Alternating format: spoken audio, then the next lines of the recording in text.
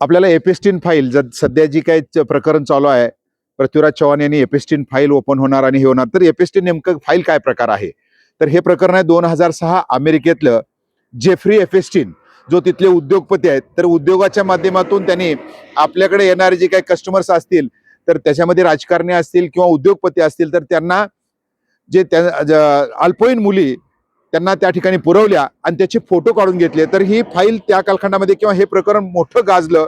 2006 साली त्याच्यावर तिथं महाभियोग बसला होता संसदेमध्ये आणि त्याला शिक्षा झाली. 2019ला त्याचं निधन झालं. मात्र त्याची जी काही असणारी डॉक्युमेंट, त्याच्याकडली कागदपत्रामध्ये अनेकाची नावं सापडली आणि ती फाईल आता 19 डिसेंबर 2025ला अमेरिकेच्या संसदेनं प्रसिद्ध केली आणि त्यामुळे भारतीयातली काय नावं त्यात येतात का आणि राजकीय खळबळ उडते का, अशा प्रकारचे प्रकरण होतं. तर ते होतं एपेस्टिन, म्हणजे जोसेफ एपेस्टिन उद्योगपती, त्यानं केलेलं हे कांड होतं.